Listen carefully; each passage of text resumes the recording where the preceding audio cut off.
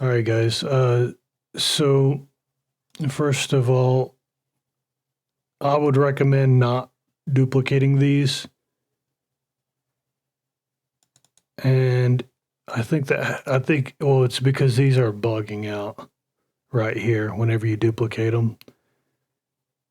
I don't know why, but they do. I'll show you. It's a long-standing bug. It's been in Unreal Engine for a really long time. They'll probably never fix it.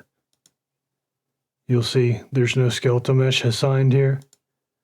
I can change it, and sometimes changing it and then changing it back, resetting it and then changing it like that. Sometimes this will fix it if you just keep doing that. But in this case, it's not fixing it. It's like it's completely taking a crap here on us.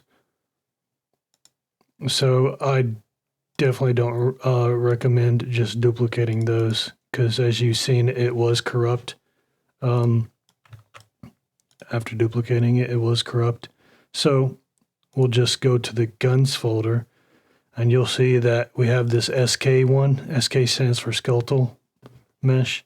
SM is for static mesh. So we will create a child of this one. And I'm just going to call this gun bow. I know a bow isn't a gun, technically, but I probably should have called that weapons, that folder, but oh well. Anyway, it is what it is. So we'll just go ahead and roll with this. It's not that big of a deal. So yeah, so we got our blueprint here, and what we need to do is assign our skeletal mesh right here.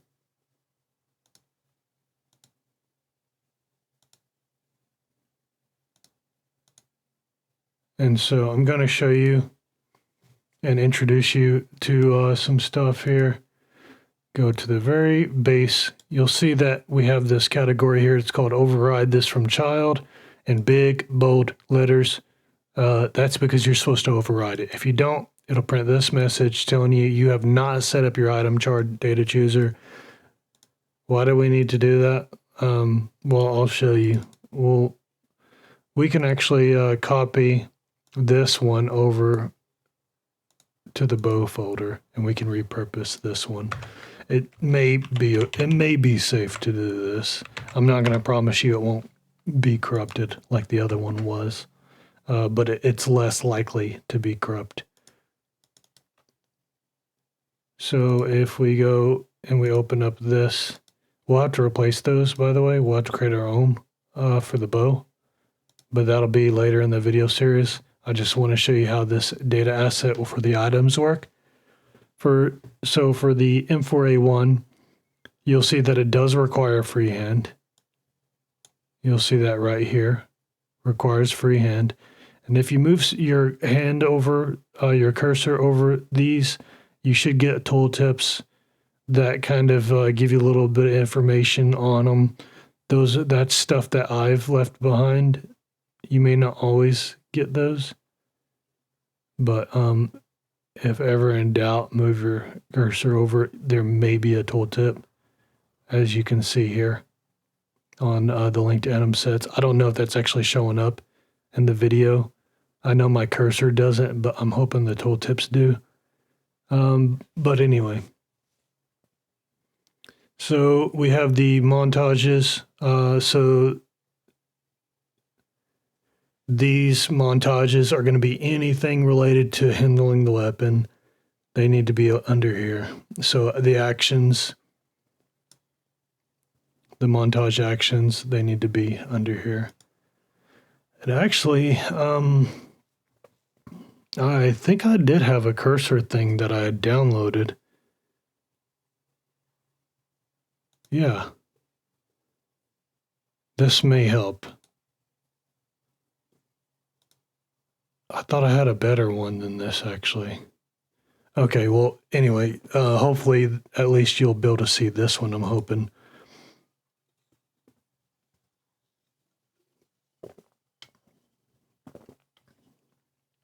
Yeah, I'm thinking you should be able to see this. So we have the weapon fire, weapon reload. So these keys are just ways for you to look up these actions. And yeah, that's basically that. So I have the equips, the reloads, and the fires handled under here. Then we have our linked anim layer. And this is going to be where all the logic goes. And we'll come back to this here in a minute. But first, I'm going to show you the linked anim sets. So this dictates how you can handle the item. Do you handle the item with your right hand, your left hand, or either hand? Can you handle it with more than one? So if we come over here to the pistols and we open up the pistols, you'll see that we have a set for each, for right hand, left hand, and either hand. So the anim set itself is the actual layering settings. So this dictates how this gets layered. It also stores the aim offset. We'll get into that here in a minute, but let's just go over the poses. So in here, you'll see that we have a map, and maps are good for lookup. You don't need to iterate through them to look for something and find something. It just goes straight to it. That's why I use them. They're a lot more performant friendly than arrays.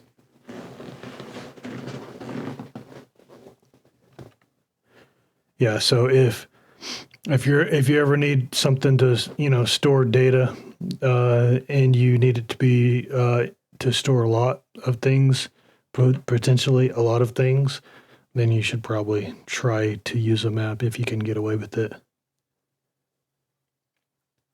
So anyway, if you look at the keys for these poses, and these are going to be specifically dependent on your linked anim layer. So if we come back over to the rifle linked anim layer,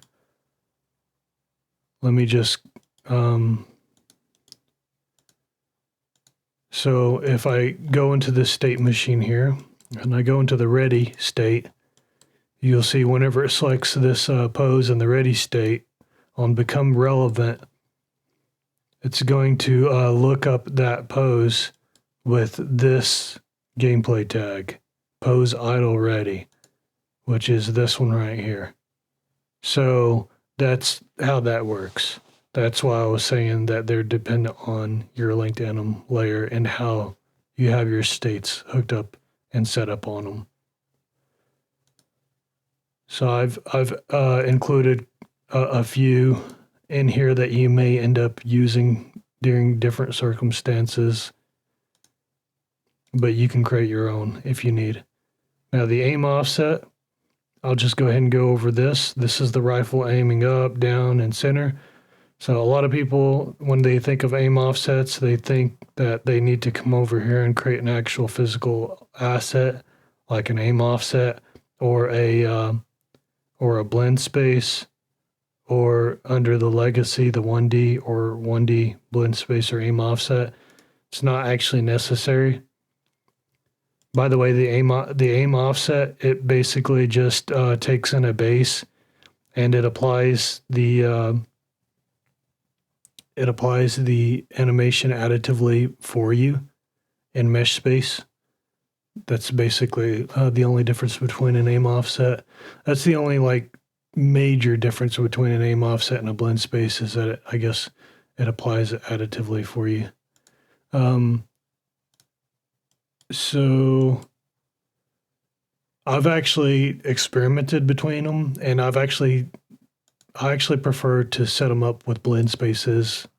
I actually get better results that way, in my opinion. There are some slight differences with them, but anyway, if we come over here, I'll go ahead and show you how I'm actually setting up the aim offsets so that you understand. So over here on the anim graph,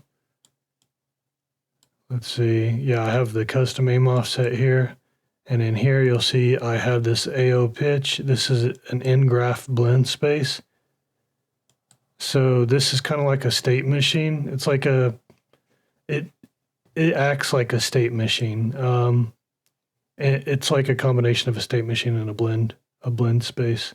So you have, everything works like a blend space, but you have these right here, and these work like states.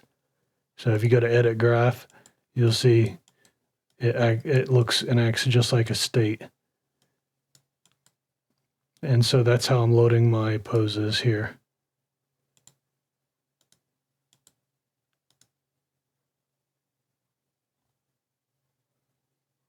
Now, can secondary, right, okay, that's just an option for, so these are the actual layering settings. This is how it actually gets layered onto the body. And this allows you to control each arm, the head, the spine, the pelvis, and the legs. It's important to note that this is actually how I have it set up on the actual anim graph. So the legs get layered first, then the pelvis, then the spine, then the head, so on and so forth, all the way down. And the reason why that's important is because if you want the pelvis and the spine to be in mesh space, there's no sense in having a value right here for this. You can have this value set to 0 so that no layering occurs right here. It's only layering the pelvis up in mesh space, because the pelvis up, everything but the legs basically get layered right here. Everything attached to the pelvis except for the legs get layered right here. And then everything, the spine and everything attached to the spine except for the pelvis down get layered right here. And this is just the neck and the head. But yeah, so it's important to note that, because you can actually save on some performance by not including the spine in if you don't need it. So just a tip. So you'll have your layering settings for crouching and for standing here. And then this is the secondary weights. So the secondary is for, like, say if I have a pistol in my right hand and I want to hold a flashlight in my left hand. The flashlight is a left-handed item only. You can only hold the flashlight in the left hand. That's just how I have it set up. The pistols can be held in either hand, but I got the flashlight so that you can only hold it in the left hand. And that's not for any particular reason. It was just an example of how you can restrict hand access to items.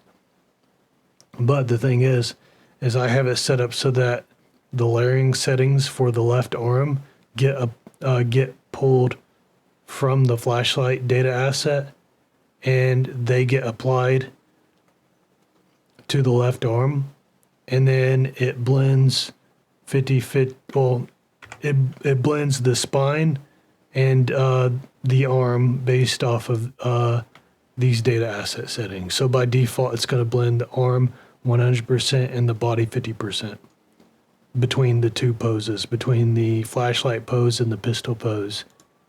So that's how I got it to look decent right there.